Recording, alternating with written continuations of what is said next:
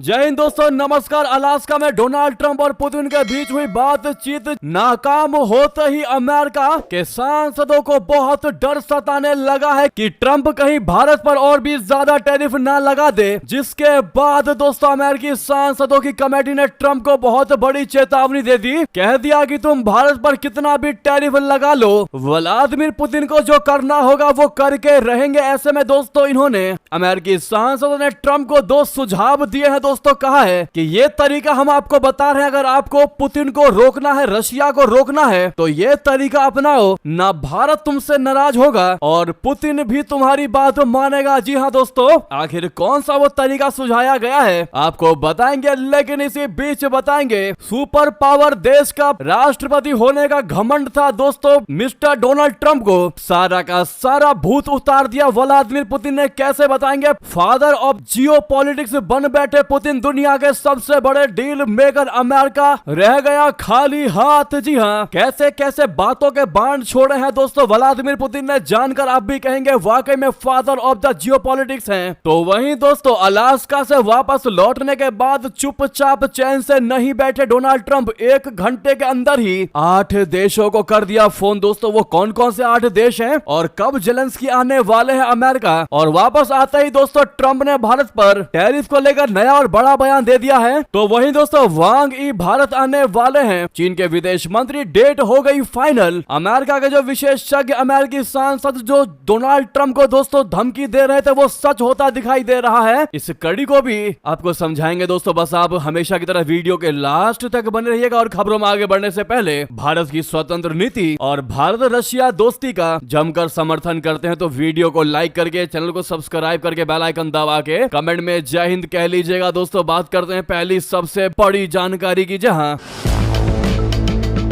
रूसी तेल खरीदने को लेकर भारत पर टैरिफ लगाने के डोनाल्ड ट्रंप के फैसले का अमेरिकी सांसदों ने विरोध किया है। ये विरोध दोस्तों अलास्का से मीटिंग असफल होने के बाद किया गया है, क्योंकि उनको लग रहा है कि मीटिंग असफल होने के बाद ट्रंप फिर से भारत पर बहुत बड़ा टैरिफ लगा सकते हैं। दोस्तों अमेरिकी संसद की विदेश मामलों की समिति, बोले तो डेमोक्रेट्स कमेटी ने भारत पर 50% टैरिफ लगाने के ट्रंप के फैसले से भी असहमति जताई है। विदेश नीति पर नजर रखने वाली डेमोक्रेट्स समिति ने कहा है कि यह टैरिफ पुतिन को यूक्रेन में युद्ध जारी रखने से रोकने में सफल नहीं होगा। समिति ने पुतिन को दंडित करने के लिए दूसरे उपायों जैसे यूक्रेन को सैन्य सहायता देने की सलाह दी है। डेमोक्रेट समिति ने कहा कि भारत पर टैरिफ लगाने से पुतिन नहीं रुकेंगे। अगर ट्रंप वाकई यूक्रेन पर रशिया के अवैध आक्रमण का समाधान चाहते हैं तो पुतिन को सजा देना चाहिए। पुतिन को सजा दे और यूक्रेन को आवश्यक सैन्य सहायता दे, बाकी सब तो बस दिखावा है। यानी कि दोस्तों अमेरिकी सांसद भी मान चुके हैं कि व्लादिमीर पुतिन को तुम रोक नहीं पाओगे। जैसा रवैया दोस्तों उनका अलास्का की मीटिंग में रहा और जैसा कि वो फादर ऑफ जियोपॉलिटिक्स बनकर उभरे हैं दोस्तों, अमेरिकी सांसदों ने भी ट्रंप को बहुत बड़ी ये चेतावनी जारी की है कि तुम रशिया को रोक नहीं पाओगे, चाहे भारत पर कितना भी टैरिफ लगा लो। तो वहीं दोस्तों अभी जस्ट बड़ी खबर निकलकर ये सामने आ रही है कि अलास्का मीटिंग के बाद फिर ट्रंप ने कहा कि चीन पर सेकेंडरी टैरिफ नहीं लगाऊंगा। भारत ने भी रशिया से तेल खरीदना बंद कर दिया है, जिससे ये उम्मीद उठ रही है कि भारत को भी जो टैरिफ लगाया गया उससे छूट मिल सकती है। दोस्तों इस मीटिंग के बाद जस्ट इंटरव्यू दिया दोस्तों ट्रंप ने, जिसमें साफ कर दिया है कि वो रशिया से तेल खरीदने वाले देशों पर लगाए जाने वाले 25% अतिरिक्त सेकेंडरी टैरिफ टाल सकते हैं। यानी कि 50% से सिर्फ 25% टैरिफ ही बचेगा भारत पर। ट्रंप अगर ऐसा करते हैं तो ये भारत के लिए बहुत बड़ी राहत होगी, क्योंकि उन्होंने भारत पर 25% अतिरिक्त टैरिफ के लिए 27 अगस्त की डेडलाइन तय की है। लेकिन ट्रंप के बयान से लगता है कि भारत इस टैरिफ से बच सकता है। वहीं इस इंटरव्यू में उन्होंने दावा किया कि रशिया से भारत तेल नहीं खरीद रहा है। इससे दो चीजें हो रही है दोस्तों, कि वो इनडायरेक्टली भारत को चेतावनी दे रहा है कि हम 25% की इस टैरिफ को वापस ले लेंगे, अतिरिक्त टैरिफ को। अगर तुमने अभी तक भी तेल खरीदना बंद नहीं किया है रूस से, तो समय है 27 अगस्त से पहले पहले तेल खरीदना बंद कर दो। अब दोस्तों ये डिपेंड करता है कि भारत इस बयान को धमकी की तरह लेता है या फिर एक सुझाव की तरह, जबकि भारत भी क्लियर कर चुका है कि हम जो भी फैसला लेंगे भारत के हित में लेंगे, भारत देश के नागरिकों के हित में लेंगे। हालांकि ट्रंप के इस बयान को आप किस नजरिए से देखते हैं दोस्तों, बताना बिल्कुल मत भूलिएगा। अब आपको बताते हैं कि अलास्का मीटिंग में क्या क्या हुआ और कैसे व्लादिमीर पुतिन बने पापा ऑफ द जियोपॉलिटिक्स और कैसे दुनिया के सबसे बड़े डील मेकर ट्रंप रह गए खाली हाथ। दरअसल यूक्रेन में युद्ध पर विराम लगवाने के मकसद से दुनिया के सबसे बड़े डील मेकर अमेरिका के राष्ट्रपति ट्रंप ने रूस के राष्ट्रपति व्लादिमीर पुतिन से अलास्का में मुलाकात की। इस मीटिंग को दो बड़े नेताओं की भिड़ंत के रूप में पेश किया जा रहा है, लेकिन ट्रंप पुतिन अलास्का समिट एक तरह का पोल्ट्री गेस्ट ही साबित हुआ। यानी कि दोनों नेता बस इतराते रहे, मुस्कुराते रहे, लेकिन कोई नतीजा नहीं निकला। पूरी दुनिया रात भर इंतजार करती रही, लेकिन सुबह तक यह कंफर्म हो गया कि युद्ध विराम के मोर्चे पर यह मुलाकात बेनतीजा साबित हुई, जैसा कि हमने आपको मॉर्निंग की खबर में भी बताया था। दोस्तों, यूक्रेन जो इस लड़ाई के बीच में फंसी हुई मुर्गी की तरह है, उसने राहत की सांस ली कि चलो फिलहाल किसी नई मुसीबत में फंसने से बच गया। दुनिया अभी भी अंदाजा लगा रही है कि इस बैठक से कोई असली हल निकलेगा या फिर यह सिर्फ ट्रंप का पब्लिसिटी स्टंट ही साबित होकर रह जाएगा। और ट्रंप को नोबेल पुरस्कार भी चाहिए, जिसके लिए वो पूरी कोशिश में लगे हुए हैं। दोस्तों, न्यूयॉर्क टाइम्स का मानना है कि दोनों नेताओं की मुलाकात में असली मुद्दे अनसुलझे रहे हैं। ट्रंप ने इन चीजों को ढकने की कोशिश की है कि छोटे छोटे मुद्दे बाकी रहे हैं, लेकिन रियलिटी यह है कि बड़े बड़े असली मुद्दे अनसुलझे रहे हैं, जिन पर कोई भी हल नहीं निकल पाया है। यह खुलासा न्यूयॉर्क टाइम्स ने खुद किया है, लेकिन माहौल जरूर असाधारण था। ट्रंप ने पुतिन का स्वागत रेड कारपेट बिछाकर किया और तालियां बजवाई। वो वही पुतिन थे जिन पर अमेरिका ने सैंक्शन लगाए थे, प्रतिबंध लगाए हैं, और जो इंटरनेशनल वॉर क्राइम्स वारंट का सामना कर रहे हैं। दोनों नेता हंसे, बातें की और ट्रंप तो पुतिन को अपने बुलेट प्रूफ बीस्ट में बैठकर मीटिंग प्लेस तक आने ले गए। समिट एक ऐसे मोड़ पर खत्म हुई जिससे कुछ भी स्पष्ट नहीं हुआ, लेकिन ट्रंप ने कहा कि कुछ मुद्दों पर एग्रीमेंट हुआ है, कुछ पर नहीं। पुतिन ने बस इतना कहा कि दोनों नेताओं में एक समझ बनी है और ट्रंप को नेक्स्ट टाइम इन मॉस्को का न्योता भी दिया। ना तो दोनों नेताओं ने विस्तार से कुछ बताया, ना ही मीडिया ने कोई सवाल किए। हालांकि ट्रंप ने वादा किया कि वो नाटो नेताओं और यूक्रेन के राष्ट्रपति जेलेंस्की से बातें करेंगे। राष्ट्रपति पुतिन जब अलास्का से वापस क्रेमलिन लौटे, जिसे उनके पूर्वजों ने अमेरिका को बेहद कम दाम पर बेच दिया था, तो वो गर्व से भरे हुए थे। ये पहले ही कहा जा रहा था कि वो विनर बनकर निकलेंगे, इस मीटिंग को जीतकर ही बाहर निकलेंगे, और हुआ भी ऐसा ही। जी हाँ दोस्तों, अब असली खेला हम आपको बताते हैं।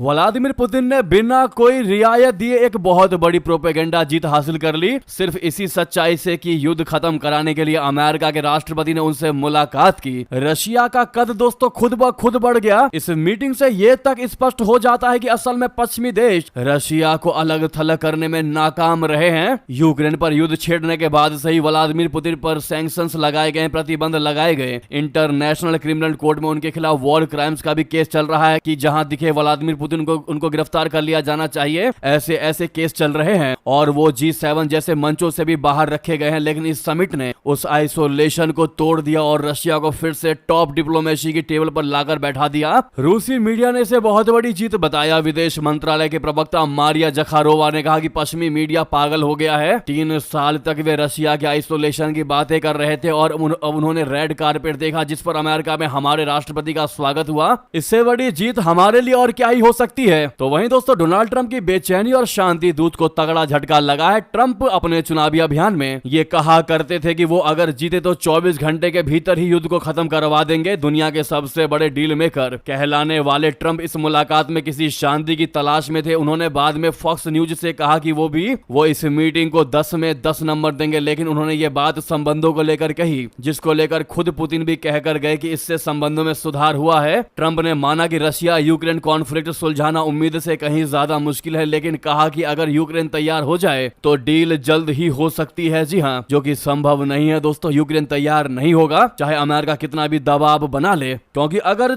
यूक्रेन को तैयार होना होता तो फिर अमेरिका की क्या ही आवश्यकता थी। डोनाल्ड ट्रंप ने तो पुतिन के साथ मुलाकात की, हंसे मुस्कुराए, लेकिन उनसे विपक्षी डेमोक्रेट नाराज नजर आए। डेमोक्रेटिक सीनेटर क्रिस मर्फी ने कहा ये फोटो ऑफ असल में वॉर क्राइम्स को वैध ठहराता है और दुनिया के तानाशाहों को मैसेज देता है कि वो निर्दोषों की हत्या कर सकते हैं और फिर भी अमेरिकी राष्ट्रपति के साथ फोटो खिंचवा सकते हैं। ये बहुत बड़ा तंज कसा है दोस्तों डोनाल्ड ट्रंप पर और उनकी राजनीति पर, उनके जियोपॉलिटिक्स पर, कि वॉर क्राइम का केस चल रहा है पुतिन पर, यानी कि जहां भी पुतिन दिखाई दे वहां से उनको गिरफ्तार किया जाए। उसके बावजूद भी, ऐसे केस चलने के बावजूद भी अमेरिकी राष्ट्रपति डोनाल्ड ट्रंप के साथ अच्छे से बातचीत करते दिखाई दिए पुतिन। इससे बड़ी निर्लज्जता और क्या हो सकती है। ये कहते हुए तंज कसा है दोस्तों ट्रंप और अमेरिकी सीनेटर्स ने। अब आप ही सोचिए दोस्तों, वो अमेरिका जो लगातार पुतिन को धमकी दे रहा था, रशिया को धमकी दे रहा था और बड़े बड़े सैंक्शंस लगाए गए हैं रशिया पर, लेकिन उसके बावजूद भी वही अमेरिका घूम करके फिर पुतिन से रिक्वेस्ट कर रहा है कि भैया हमसे मीटिंग कर लो, हम तुमसे बातचीत करना चाहते हैं। उसी ने ही दोस्तों व्लादिमीर पुतिन की खुशामद की है कि आप प्लीज हमारे साथ मीटिंग कर लीजिए। तो वाकई में दोस्तों आप कह सकते हैं कि व्लादिमीर पुतिन पापा ऑफ द जियोपॉलिटिक्स यानी फादर ऑफ द जियोपॉलिटिक्स बनकर उभरे हैं। दोस्तों अगर आप भी मानते हैं कि डोनाल्ड ट्रंप से ज्यादा समझदार है व्लादिमीर पुतिन, तो कमेंट में Putin has more wisdom than Donald Trump जरूर लिखिएगा दोस्तों। और रिक्वेस्ट है, अभी तक इस वीडियो को लाइक नहीं किया है तो लाइक का बटन दबा दीजिएगा और अंत में इस वीडियो को शेयर भी कर दीजिएगा। फिलहाल लाइक का बटन दबा दीजिए। इसी से जुड़ी अगली खबर की बात कर लेते हैं, जहां पुतिन से मिलने के बाद चैन से नहीं बैठे ट्रंप 1 घंटे में 8 देशों को किया फोन। ट्रंप पुतिन से मुलाकात के बाद अमेरिका जाकर आराम से बैठने के बजाय दोस्तों उन्होंने 8 देशों Ukraine, Germany, France, Britain, Italy, Finland, Poland और यूरोपीय आयोग और नाटो के एक प्रतिनिधि से बात की। यूरोपीय आयोग की प्रवक्ता एरियाना पोडेस्टा ने बताया कि ये बातचीत करीब एक घंटे तक चली, लेकिन इसका ब्यौरा सार्वजनिक नहीं किया गया, पब्लिश नहीं की गई। यूक्रेन के राष्ट्रपति व्लादिमीर जेलेंस्की ने कहा कि वो सोमवार को वॉशिंगटन में डोनाल्ड ट्रंप से मुलाकात करेंगे। यह मुलाकात पुतिन के साथ ट्रंप की बैठक और शनिवार को ही उनकी फोन पर लंबी और सार्थक बातचीत के बाद होगी। जेलेंस्की ने इस बातचीत को महत्वपूर्ण बताया और युद्ध को खत्म करने की दिशा में कदम उठाने की उम्मीद जताई है। उन्होंने कहा कि डीसी में राष्ट्रपति ट्रंप से मिलूंगा और रशिया से युद्ध को समाप्त करने से संबंधित सभी मुद्दों पर चर्चा करूंगा। निमंत्रण के लिए आभारी हूं, रशिया के साथ युद्ध समाप्त करने के लिए प्रतिबद्ध हूं, लेकिन सीज फायर बिना शर्त के ही होना चाहिए। यानी बार बार इन्होंने क्लियर किया है कि बिना शर्त के सीज फायर होगा तो ही मैं इसको मंजूरी करूंगा। दोस्तों ऐसे में डोनाल्ड ट्रंप ने भी कहा है कि युद्ध विराम तो हो सकता है, लेकिन यूक्रेन को झुकना पड़ेगा और यूक्रेन कह रहा है कि मैं बिना शर्त के सीज फायर करने को तैयार हूं और रशिया कह रहा है कि हम भी सीज फायर को तैयार है, लेकिन हमारी बात माननी पड़ेगी। ऐसे में ना जेलेंस्की झुकेंगे, ना पुतिन झुकेंगे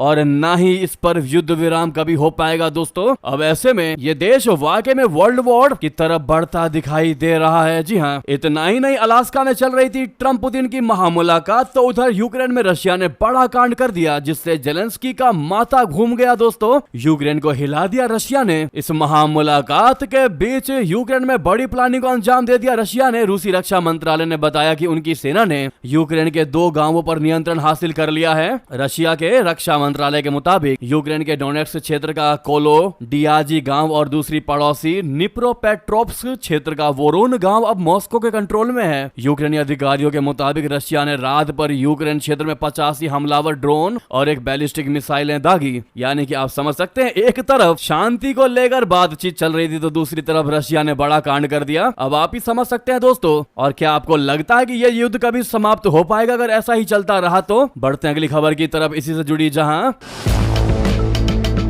कैसे नोबेल पुरस्कार के लिए ललान्वित हो रहे हैं मिस्टर डोनाल्ड ट्रंप। फिर एक बार कह दिया मीटिंग के बाद कि हमने ही भारत और पाकिस्तान का युद्ध रुकवाया और अपने आप ही सीज फायर का क्रेडिट लेते दिखाई दे रहे हैं। दोस्तों ट्रंप, ये लग रहा है कि 10 से 12 बार भी ऐसा हो चुका है कि ट्रंप हर बार बिना बात के दोस्तों सीज फायर का क्रेडिट लेते दिखाई दे रहे हैं। डोनाल्ड ट्रंप ने एक बार फिर दावा किया कि उन्होंने भारत और पाकिस्तान के बीच सीज फायर करवाया है। ट्रंप ने कहा कि उन्होंने भारत पाकिस्तान के बीच चल रही जंग के अलावा दुनिया के अलग अलग हिस्सों में 4 युद्ध रुकवाए हैं। उन्होंने ये भी कहा कि मैं ईरान के परमाणु शस्त्रागार के विनाश को शामिल नहीं करना चाहता। दोस्तों 10-12 तो हमने आपको कम ही बताया है। डोनाल्ड ट्रंप ने 20 से भी अधिक मौकों पर यह दावा कर चुके हैं कि उन्होंने भारत पाकिस्तान के बीच चल रही जंग को रुकवाया है। इससे पहले भी ट्रंप ने कहा था कि 10 मई को उनकी मध्यस्थता में भारत और पाकिस्तान ने रात भर चली वार्ता के बाद तत्काल युद्ध विराम पर सहमति जताई। उन्होंने यह भी दावा किया कि उस दौरान परमाणु टकराव का खतरा था। हालांकि भारत सरकार ने पहले ही ट्रंप के इस दावे को खारिज कर चुकी थी। जी हाँ दोस्तों, ट्रंप ने अब तक 5 युद्ध रुकवाने का दावा किया है, जिसमें कि भारत पाकिस्तान संघर्ष, दूसरा कांगो रवांडा संघर्ष, तीसरा थाईलैंड कंबोडिया संघर्ष, चौथा इजराइल ईरान तनाव, 5वां सर्बिया कोसोवो संघर्ष। जी हाँ दोस्तों, वाकई में दूसरे कार्यकाल में डोनाल्ड ट्रंप एक अलग ही नेता की तरह दिखाई दे रहे हैं दोस्तों, जो हमने कभी एक्सपेक्ट भी नहीं किया था। ये जबरदस्ती 2 देशों के बीच में पहले घुस रहे हैं और घुसने के बाद जबरदस्ती उसमें युद्ध विराम करवाने की कोशिश कर रहे हैं और दुनिया में गुण गा रहे हैं कि मेरे को नोबेल पुरस्कार दे दो, मैंने युद्ध रुकवाया, मैंने युद्ध रुकवाया, मैं शांति मेकर हूँ। इस पर आपकी क्या राय है दोस्तों, बताना मत भूलिएगा। और इनके लिए एक कहावत भी है अपने भारत के